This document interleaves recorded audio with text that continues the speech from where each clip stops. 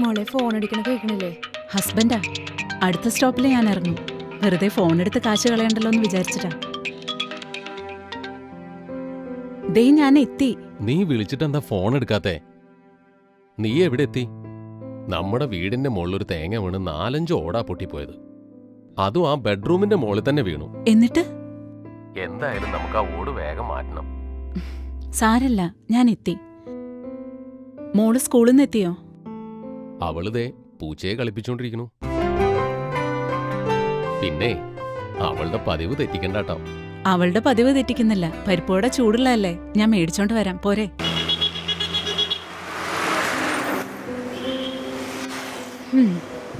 തേങ്ങയ്ക്കാണെ വിലയില്ല. ഓടാണെങ്കിൽ 4 എണ്ണ പൊട്ടിയത്. ഓടൊരെണ്ണം മേളിൽ കയറണമെങ്കിൽ 500 രൂപ കൊടുക്കണം. എന്നാ പിന്നെ നിങ്ങൾക്ക് ആ തെങ്ങങ്ങ് മുറിച്ചു കളഞ്ഞൂടെ? ആഗ്രഹമില്ലാഞ്ഞിട്ടല്ല ചേച്ചി, വാടക വീടായി പോയില്ലേ. ഇനി മുറിക്കാന്ന് വെച്ചാൽ തന്നെ 1000 രൂപ തന്നെ വേറെ വേണ്ടി വരും. ഒരു ടീച്ചർക്ക് അതിനുള്ള ശമ്പളമൊന്നും ഇല്ലെന്നേ. 20 വയസ്സിൽ വിവാഹം, ഒളിച്ചോട്ടായിരുന്നു. ഓട്ടത്തിന്റെ സ്പീഡ് പോലെ തന്നെയാ ഞങ്ങൾക്കൊരു പെൺകുഞ്ഞ് ജനിച്ചത്. 4ാം ക്ലാസ് പഠിക്കുന്നു.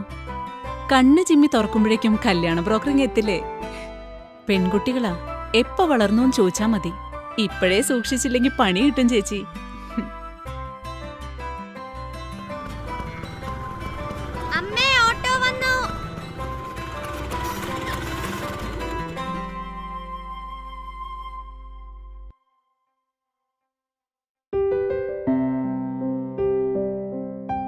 അതെ, പോകുന്ന വഴിക്ക് ഒരു പാക്കറ്റ് മാങ്ങച്ചാറ് വാങ്ങി മോക്ക് കൊടുത്തേക്കണേ. അതെന്താ ചേച്ചി, ഇന്നൊന്നും ഉണ്ടാക്കി കൊടുത്തില്ലേ മോൾക്ക്? ഒന്നും പറയണ്ട എന്റെ സണ്ണി, ഇന്നലെ ഒരു പോള കണ്ണടച്ചിട്ടില്ല. ലേറ്റ് ആയിട്ട് എണീറ്റ്, അതുകൊണ്ട് ഒന്നും ഉണ്ടാക്കാൻ പറ്റിയില്ല. അതെന്താ ചേച്ചി? തേങ്ങ വീണ് ഓട് പൊട്ടിയപ്പോ അതിനകത്ത് കിടന്നുറങ്ങാൻ പറ്റിയില്ലെന്നാ പറഞ്ഞ്. സണ്ണി ചെന്നാട്ടെ. എല്ലാരും കേറിയില്ലേ മക്കളെ?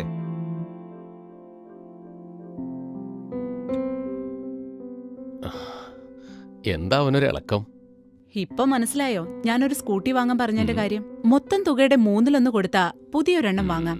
അതിന്റെ മോളിൽ പോകുന്ന ഗമ എവിടെ കിട്ടാനാ? അത് ശരിയാ. പിന്നെ ഓട്ടോക്കാരുടെ സ്വഭാവം അറിയാലോ. മുട്ടുവിൻ തുറക്കപ്പെടുന്ന ബൈബിളിൽ പറയുന്നേ. അത് തന്നെയാ ഈ ഇളക്കത്തിന് കാരണം.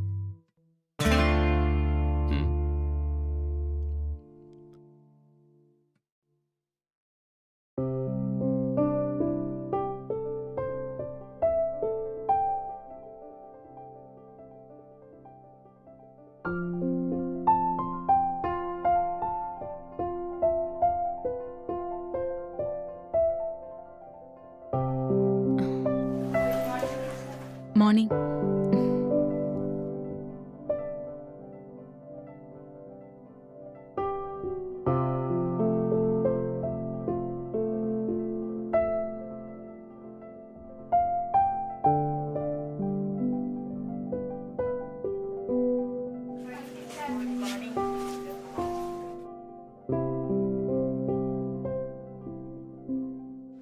ആലീസ് ടീച്ചർ നേരത്തെ എത്തിയിട്ടുണ്ടല്ലോ. നേരത്തെ എത്തിയാ നേരത്തെ പോവാല്ലേ?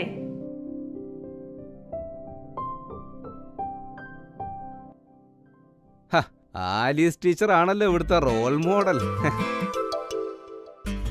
എന്തു പറഞ്ഞാലും ആലീസ് ടീച്ചറെ കണ്ടു പഠിക്കണം എന്നാണല്ലോ HMന്റെ ഓർഡർ. അങ്ങനൊരു തീരുമാനം HM എടുത്തിട്ടുണ്ടെങ്കിൽ അതങ്ങ് അനുസരിക്കുക ബാക്കിയുള്ളവര്.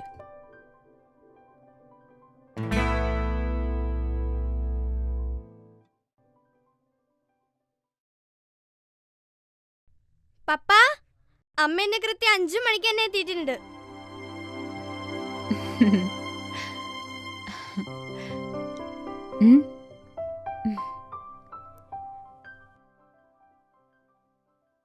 നീ ഇങ്ങനെ ഓടിപ്പടഞ്ഞെത്തേണ്ട കാര്യമൊന്നുമില്ല. ആ ടീച്ചർമാരോട് ഒരു 10 മിനിറ്റ് വർത്താനം പറഞ്ഞിട്ട് പോന്നാ പോരെ?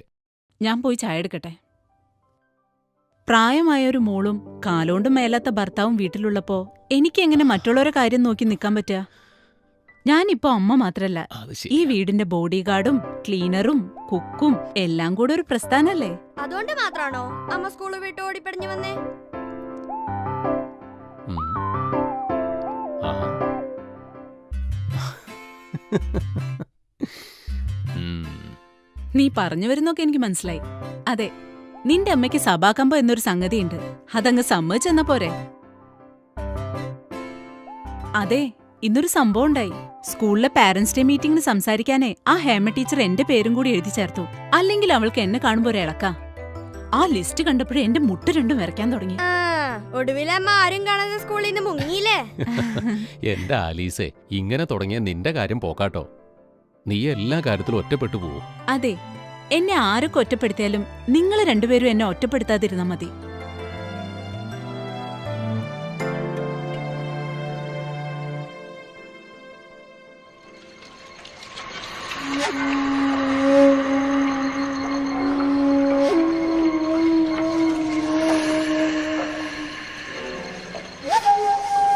വാ രാഹുൽ, എന്തിനാ നമ്മൾ ഇങ്ങോട്ട് വന്നേ? പറയാം, സോണിക്കെന്നെ വിശ്വാസല്ലേ?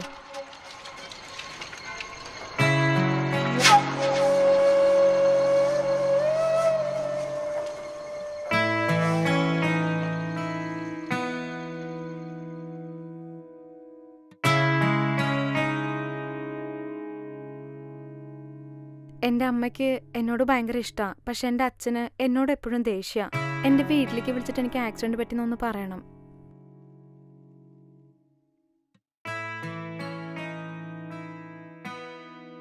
എന്തിനതൊക്കെ? ചുമ്മാ ഒന്ന് പേടിപ്പിക്കാൻ മാത്രം.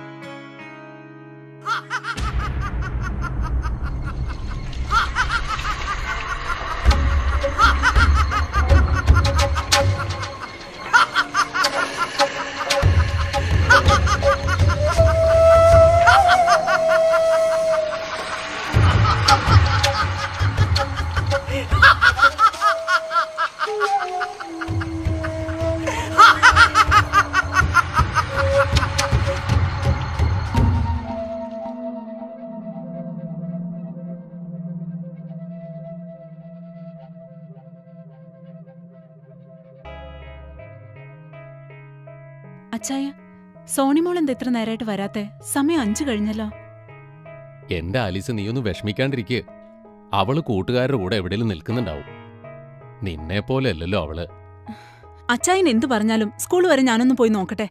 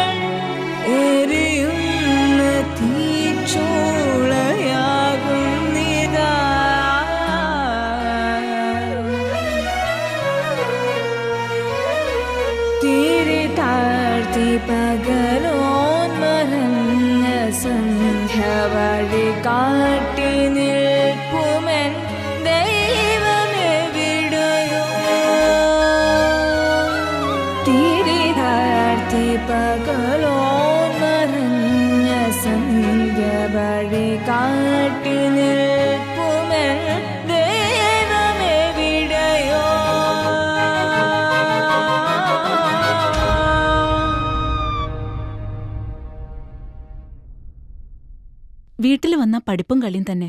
പ്രത്യേകിച്ച് കൂട്ടുകാരില്ല അവൾക്ക്. സ്കൂളിൽ പ്രത്യേകിച്ച് കൂട്ടുകാരെ കണ്ടതായി ഓർക്കുന്നില്ല. പിന്നെ MLA സാജൻ സാമുവലിന്റെ കുട്ടിയുമായി ഒരിക്കൽ ഒരു കോമ്പറ്റീഷനിൽ പങ്കെടുത്തിരുന്നു. ആ ഒരു അടുപ്പം ചിലപ്പോ ഒരു കൂട്ടുകെട്ടിന് സാധ്യത ഉണ്ടാക്കിയേക്കാം. അങ്ങനെ എന്തെങ്കിലും പറഞ്ഞതായി ആലീസ് ഓർക്കുന്നുണ്ടോ? ഇല്ല മാഡം. ഇപ്പോൾ അവരുടെ ഓരോ കാര്യങ്ങളും ആരോ ശ്രദ്ധിക്കുന്നതായി കാണാൻ കഴിഞ്ഞു. ഒരു സംഭവം പറയാം. 10 വരി കവിത എഴുതാൻ ഞാൻ ആവശ്യപ്പെട്ടിരുന്നു. 30 പേരിൽ നല്ല മാർക്ക് വാങ്ങാൻ സോണിക്ക് കഴിഞ്ഞു. വളരെ ഭംഗിയായി അവൾ മറുപടി എഴുതിക്കൊണ്ടുവന്നു. ഞാൻ ഓർക്കുന്നു, അവൾ എന്നോട് ആവശ്യപ്പെട്ടിരുന്നു മാഡം.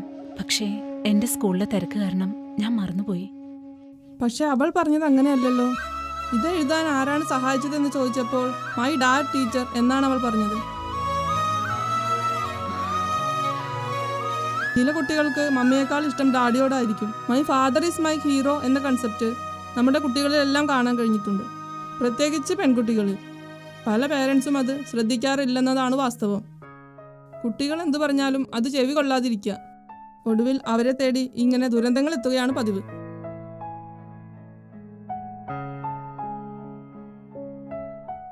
ആലീസ്, നിങ്ങളൊരു ടീച്ചറല്ലേ?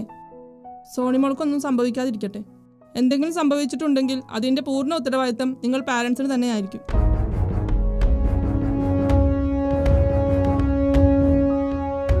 ഇതാണ് കുട്ടിയുടെ അമ്മ. മിസ്സായിട്ട് എത്ര ദിവസമായി പറഞ്ഞേ? അത് ഇന്ന് സ്കൂള് വിട്ട് കാണാതായപ്പോഴാ അറിയുന്നേ. നിങ്ങൾ ഹസ്ബൻഡെ വിളിച്ചു പറഞ്ഞേ, നോക്കട്ടെ. ഉം. മാഡം, ആ പയ്യന്റെ ഫോണിൽ നിന്നാ ഞങ്ങൾ വിവരം അറിയുന്നത്. മാഡത്തിന് ഇതിനെക്കുറിച്ച് കൂടുതൽ എന്തെങ്കിലും അറിയാവോ? ഒരു കംപ്ലൈന്റ് സ്റ്റേഷൻ എഴുതി കൊടുത്തേക്കും, ഞങ്ങളൊന്ന് അന്വേഷിക്കട്ടെ. ശരി സർ.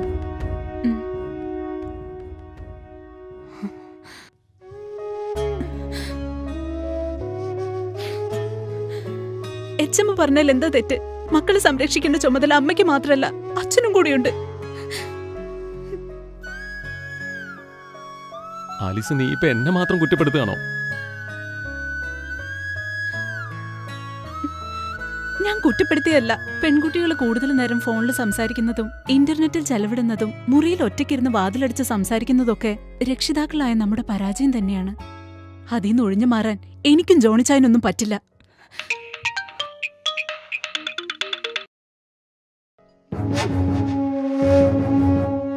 ആരാ ആലീസേ?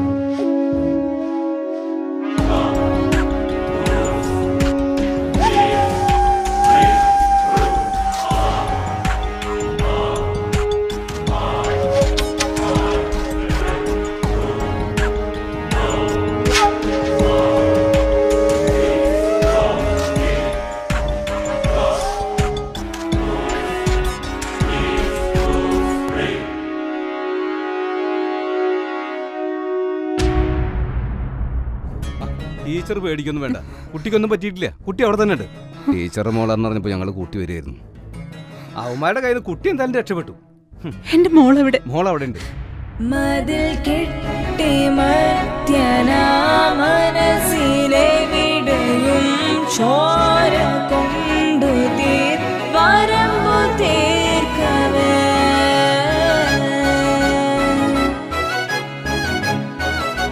മതിൽ കെട്ടി മധ്യനാ മനസ്സിലെ വിടയും ചോര കൊണ്ടു വരമ്പു തീർക്കവേ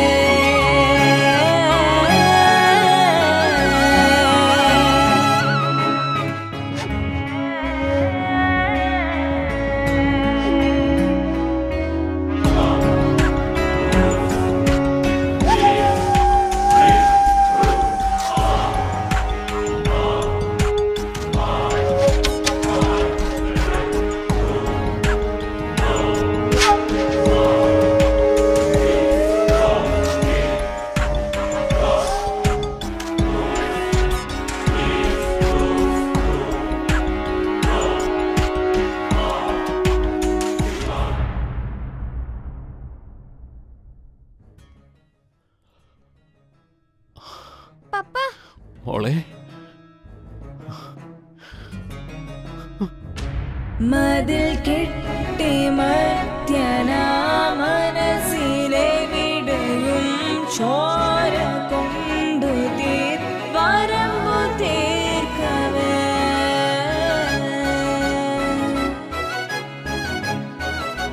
മതിൽ കെട്ടി മധ്യനാ മനസ്സിലെ വിടയും ചോര കൊണ്ടു വരമ്പു തീർക്കവേ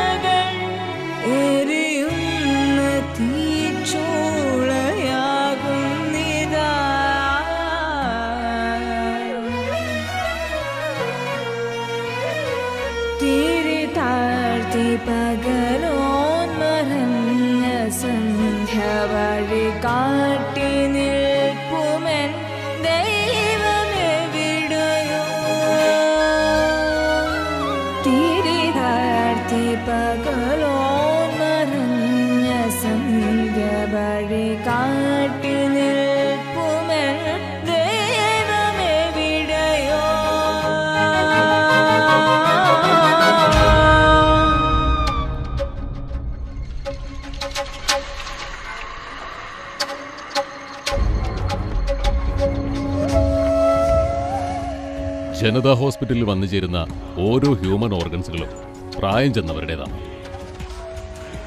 എന്നാൽ ഇപ്പോൾ നമ്മൾ ഫോക്കസ് ചെയ്യേണ്ടത് 15 മുതൽ 20 വരെയുള്ള കുട്ടികളെയാണ്. बॉस ने जो बोला वो सही बोल, सही बोल.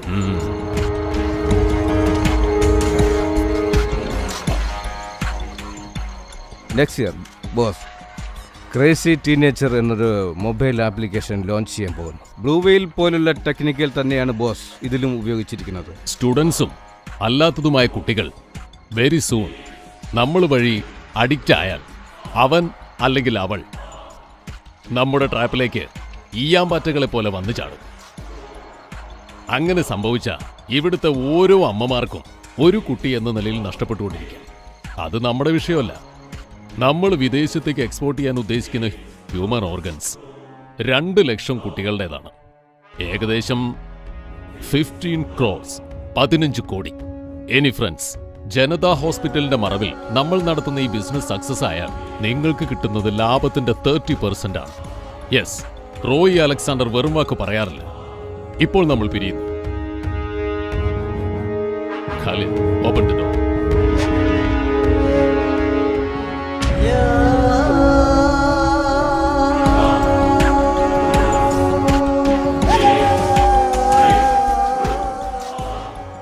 ആലീസേ, നീ ഒരു വലിയ അപകടത്തിലേക്കാ ചെന്ന് പെട്ടേക്കണേ.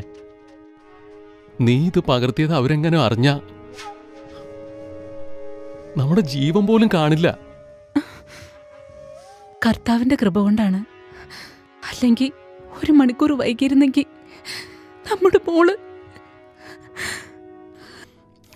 ഇല്ല, സമ്മതിക്കില്ല. ഇത് വെറുതെ വിടാൻ പാടില്ല.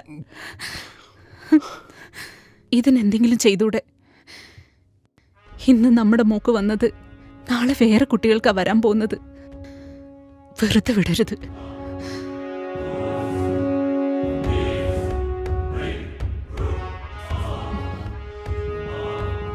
ഹലോ, അജിത് സാറല്ലേ? എൻ്റെ പേര് ആലിസ്, സ്കൂൾ അധ്യാപികയാണ്. എനിക്ക് സാറിന് നാളെ ഒന്ന് മീറ്റ് ചെയ്യണം. ശരി. Okay sir. Hi madam. Hi, Ajith Kumar. Madam അവിടെ വെയിറ്റ് ചെയ്യൂ, ഞാൻ വിളിക്കാട്ടോ.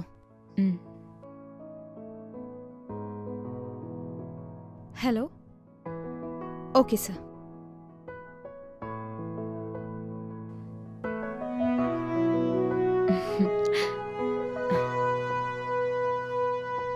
ഇതാ.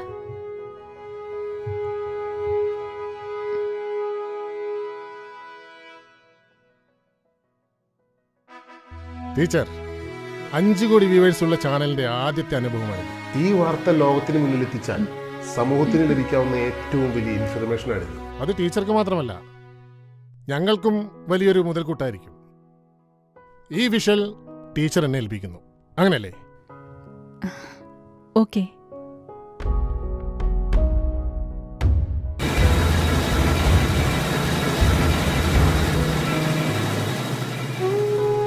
ടീച്ചർ ഒന്നും പറയരുത്, അത് ഞങ്ങളുടെ കടമയാണ്. ഞങ്ങളുടെ ചാനലിലൂടെ തന്നെയാകണം ആലീസ് ടീച്ചറെ ലോകം കാണേണ്ടത്. ഈ കമ്പനിയുടെ MD എന്ന നിലയിൽ ഞങ്ങളുടെ അപേക്ഷയാണ്. അയ്യോ, അതൊന്നും വേണ്ട. ഞാൻ അതൊന്നും ഉദ്ദേശിച്ചല്ല. 5 കോടി ജനതയോടൊപ്പം എന്ന തലക്കെട്ടിൽ ആലീസ് ടീച്ചർ പ്രത്യക്ഷപ്പെടുന്നത് കാണാൻ ഈ ചാനലിന്റെ MD എന്ന നിലയ്ക്ക് ഞാനും ഞങ്ങളുടെ സ്റ്റാഫും കാത്തിരിക്കുകയാണ്. നമസ്കാരം, ന്യൂസ് അവറിലേക്ക് സ്വാഗതം. റോയ് അലക്സാണ്ടറുടെ പൊയ്മുഖം വലിച്ചുകീറിയ ഈ സംഭവത്തിന് മുൻകൈയെടുത്ത ആലിസ് ടീച്ചറെ സമൂഹത്തിന് മുന്നിൽ പരിചയപ്പെടുത്താനാണ് ഞങ്ങൾ ശ്രമിക്കുന്നത്.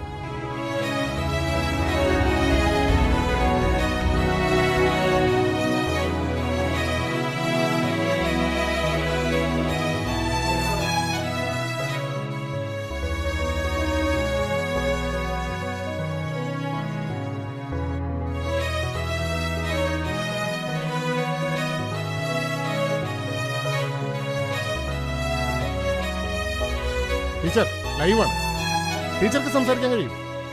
Start camera, action. ഞാനൊരു സ്കൂൾ അധ്യാപികയാണ്. പക്ഷേ ഒരു സദസ്സിന് മുന്നിലിരുന്ന് സംസാരിക്കാൻ എനിക്ക് കഴിയില്ല. സ്കൂളിലെ സ്റ്റേജിന് മുകളിൽ നിന്ന് സംസാരിക്കുമ്പോൾ കൈകാലുകൾ വിറച്ചിരുന്ന ഒരു സമീപകാലം ഉണ്ടായിരുന്നു എനിക്ക്. പലപ്പോഴും സ്കൂളിൽ ഞാനൊരു പരിഹാസപാത്രമായിട്ടുണ്ട്. പഠിക്കുന്ന സമയത്ത് പാടാനോ ഓടാനോ ഒക്കെ ഞാൻ മുന്നിൽ തന്നെ ഉണ്ടായിരുന്നു. എന്നെ അടുത്തറിയാവുന്ന ചുരുക്കം ചിലർക്കൊക്കെ ഇതറിയാം. ഞാൻ എന്തുകൊണ്ട് ഇത്തരത്തിൽ മാറിയെന്നുള്ളത് അവിടുന്ന് തന്നെ അറിയാം. കുട്ടികളെ പാഠം പഠിപ്പിക്കുന്ന ഓരോ അധ്യാപികയും ഒരു അമ്മയുടെ മനസ്സോടെ അത് നിർവഹിക്കുന്നവരാണ്. മറ്റു ചിലരാവട്ടെ ഒരു ചേച്ചിയുടെയോ അനിയത്തിയുടെയോ റോളിലായിരിക്കും. കുട്ടികളിൽ ആദ്യകാലത്തും തുടർന്നും അമ്മമാർ വഹിക്കുന്ന ചുമതലകൾ വിവരണാതീതമാണ്. അതേപോലെയായിരിക്കണം ഓരോ അധ്യാപികയും. കുട്ടികളുടെ മുന്നിൽ കളിച്ചും ചിരിച്ചും നിൽക്കുന്ന ഓരോ അധ്യാപികയും മനസ്സുകൊണ്ട് അവരുടെ വീടുകളിലെ ഓരോ മുക്കിലും മൂലയിലും നിറഞ്ഞു നിൽക്കുകയാവും.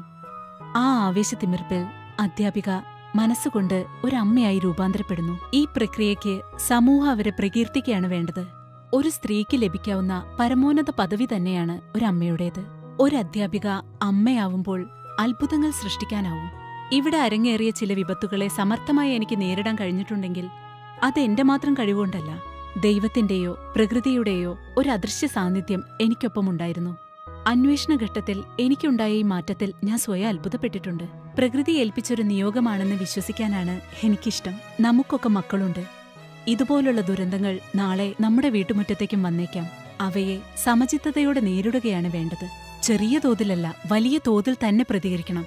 ആൽബർട്ട് ഐൻസ്റ്റീൻ പറഞ്ഞതുപോലെ ലോകം നശിക്കുന്നത് തിന്മ ചെയ്യുന്നവരെ കൊണ്ട് മാത്രമാവില്ല, തിന്മയ്ക്കെതിരെ പ്രതികരിക്കാത്തവരെ കൊണ്ടുകൂടിയായിരിക്കും. ദിവസങ്ങൾ മാത്രം പ്രായമുള്ള കോഴിക്കുഞ്ഞുങ്ങളെ റാഞ്ചാൻ സർവ്വശക്തിയും എടുത്തുവരുന്ന പരുന്തിന് കാഴ്ചയിൽ ചെറുതായ തള്ളക്കോഴി വിരട്ടിയോടിക്കുന്ന കണ്ടിട്ടില്ലേ? മനസാന്നിധ്യം ധൈര്യവും ഒരൽപ്പം തന്റേടം ഉണ്ടെങ്കിൽ ഏത് ആക്രമണത്തെയും ചെറുത്തു തോൽപ്പിക്കാം.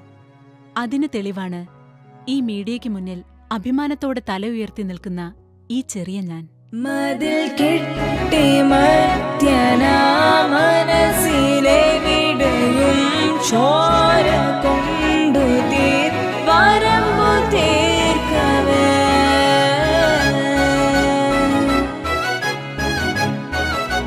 മതിൽ കെട്ടി മധ്യനാ